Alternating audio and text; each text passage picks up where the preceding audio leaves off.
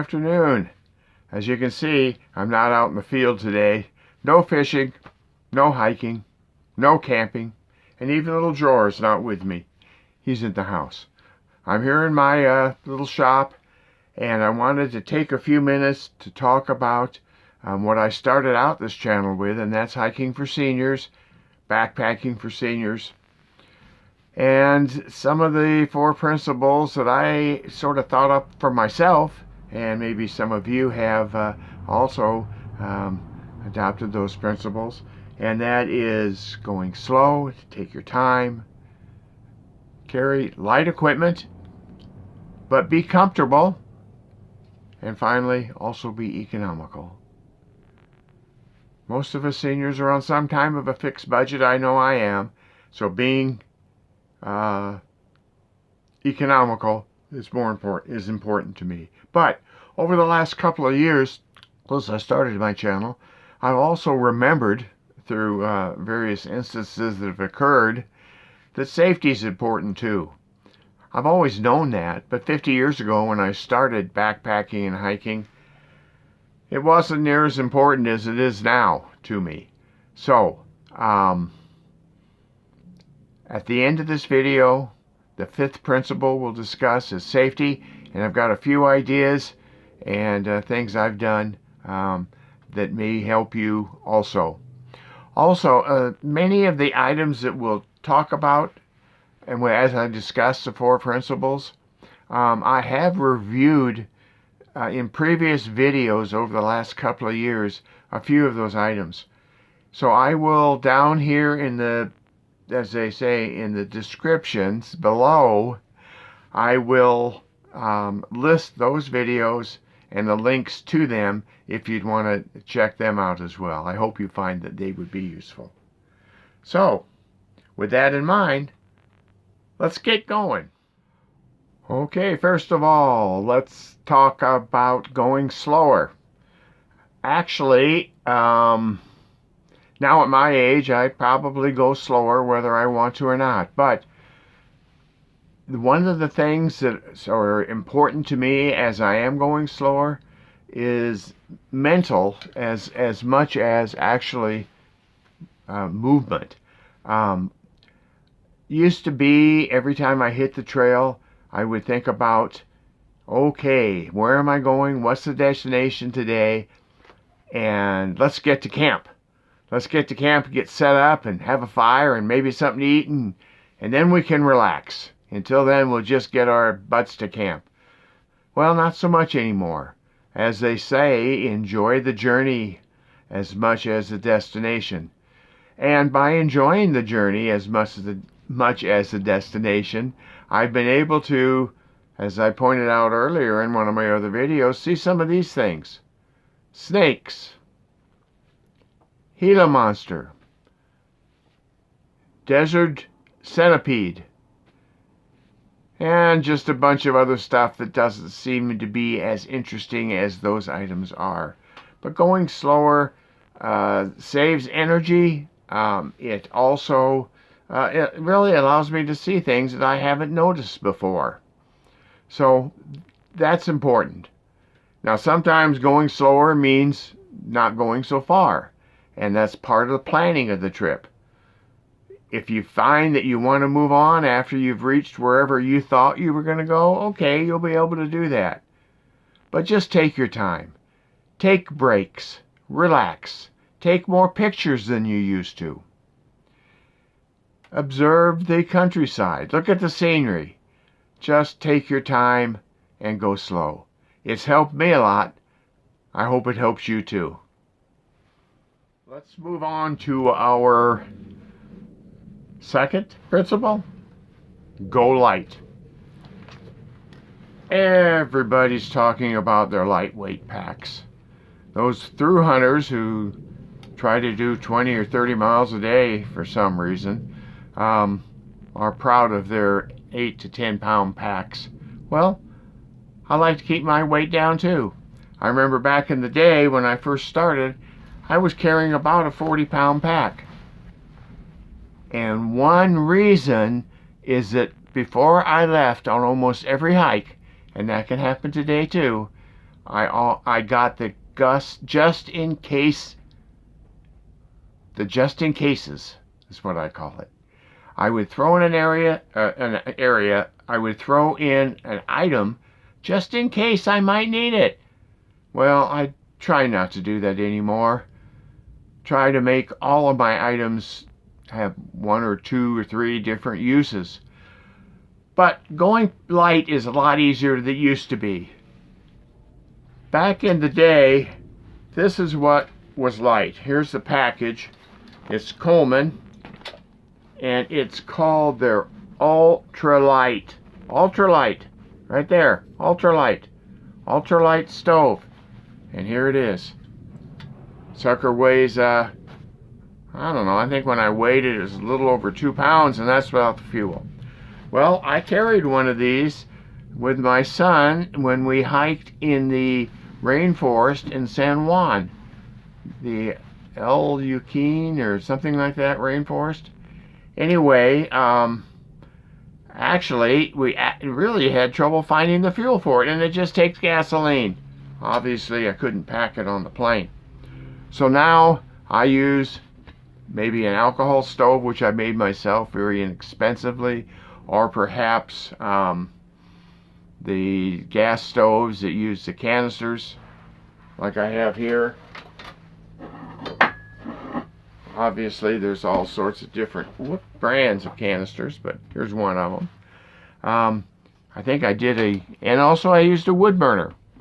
I've made some homemade wood burning stoves that have worked out to be pretty good. You might want to check that out in one of my other videos where I compare all of the stoves. So, a little adjustment to make there. Try to find your light equipment. One thing that really helps me attribute, and maybe you're already doing this, but that's planning your trip. I hike both in Montana in the summertime and Arizona in the wintertime. And boy, that's like night and day. You certainly have some of the same equipment, but you have a lot of equipment that is not the same. So plan your trip. Here in Arizona, if I know I'm going to be into an area where I'm somewhat familiar with, and I know I can find water, I'll carry less water. I'll carry a water filter, I always do, and those have certainly become a lot lighter over the past few years. But if you research your trip, you know what you might have to take. In Montana, where I'm hiking along creeks or going into a lake or have water sources on the way to my destination along my trip, I will just carry 1 liter, because I know if I want to take a break and make some coffee or tea, I'll just use water that's in the creek or out of the spring or snowmelt or whatever it may be. So plan your trip, know your equipment, and go light. It makes the whole thing much easier. Let's move on and talk about being economical. I did do a video where I showed some of the equipment that I have obtained from such things as Craigslist, OfferUp, yard sales. If I see a yard sale with a tent up in the yard I can't go by, you might as well stop and see what else they have. I've really saved a lot of money and picked up equipment I might not normally have by shopping the yard sales, as well as regular sales through the miscellaneous retail outlets that most of us visit. So that's enables me, perhaps it has, to pick up some of the items that I use that enable me to go lighter and be more comfortable. So be aware of the various sales that are available, and good luck. The hunt is part of the fun. So be economical. My fourth category is The comfort items. Be comfortable. Enjoy yourself. Now, sometimes carrying that comfort item means I have to sacrifice a little bit of weight. So you have to weigh the value of the comfort item with the weight cost.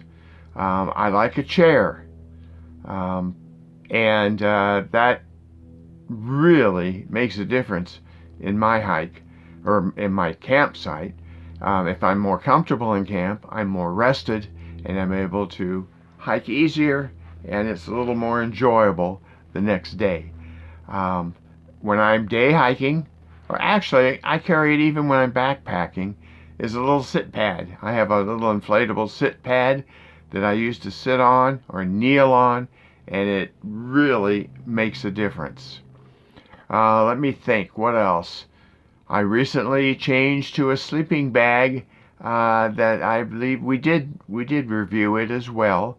It's a big Agnes bag where the air mattress has a sleeve in the bag, and it lets it all, keeps the mattress under the bag and keeps it a lot more comfortable at night, and it makes a far better night's sleep. So if you have to sacrifice some weight sometimes to be comfortable, to me it's worth it.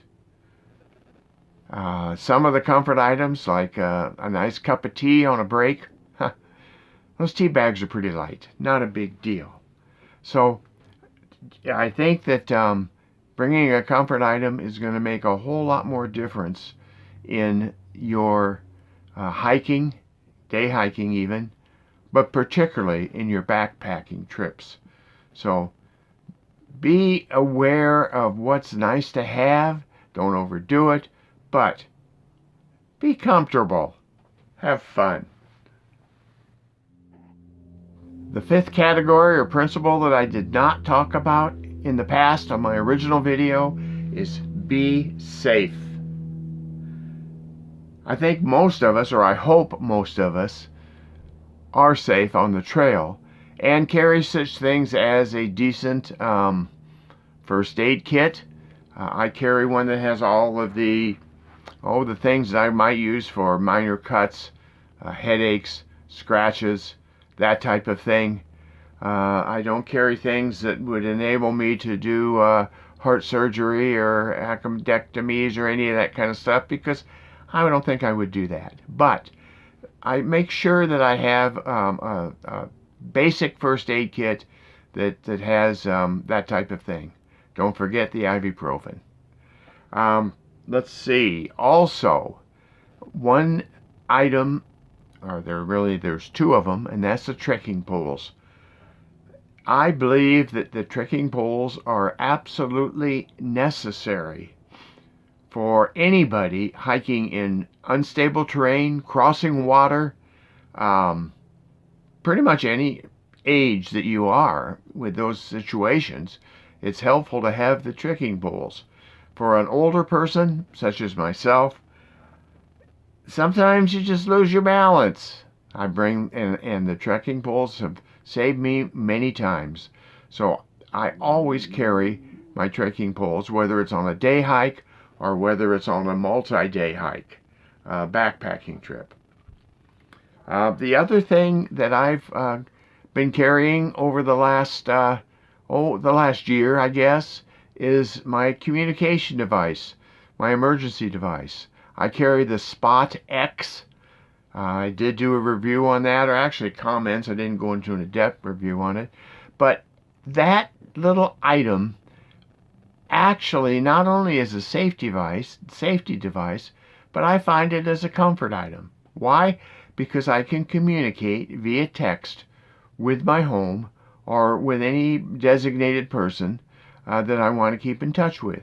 And to me, almost more importantly, is they can get a hold of me. So I know if something happens at home and I'm out enjoying myself and they're stuck at home, that if there's a problem, all they need to do is text me and I'll be checking my messages.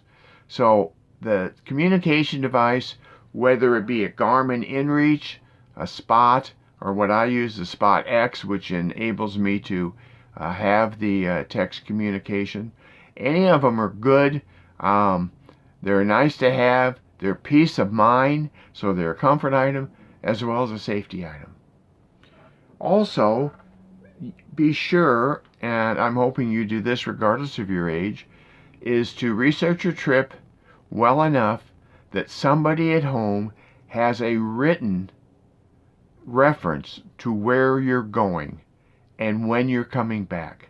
And when you do that, make sure you actually go where you say you're going to go, and you contact that person, your contact person, when you get back or when you get off the trail, whenever you have cell phone coverage or have means to communicate with them.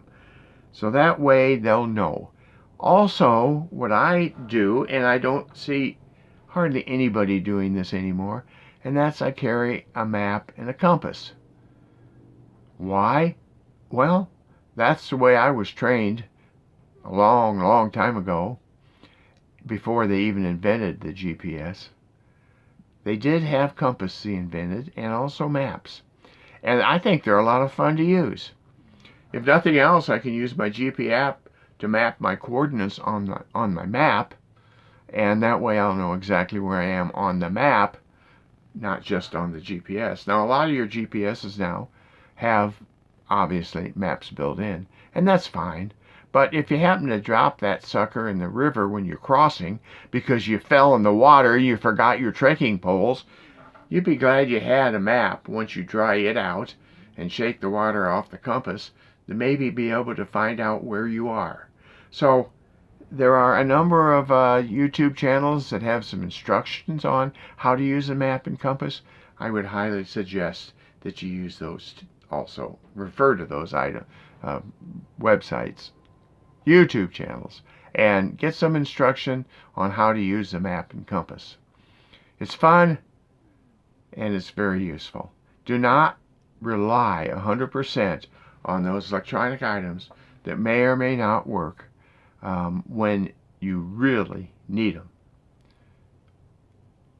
Well, we've reviewed 4 of the principles that I started with 2 years ago on this channel and added the safety, which I hope is suitable. Well, actually, I hope most of these principles are suitable for anybody regardless of the age, but particularly helpful to us seniors. So many of I should say, I am going to say it, most of the time I'm a solo hiker, because most of my friends I used to hike with just don't feel like doing it anymore, and that's okay. But I like getting out, and I like seeing the country. I like the trail. I like just experience the hiking and the backpacking, and I assume many of you do also. That's why you're watching this. So just be careful. Consider my 5 principles and just have fun, and remember, keep hiking. I should remember to please subscribe to this channel if you've enjoyed any of this, if you found it useful, and if you want to hear more from me after you subscribe, hit that bell. And if you don't want to subscribe but still liked it, give me a thumbs up. Again, keep hiking.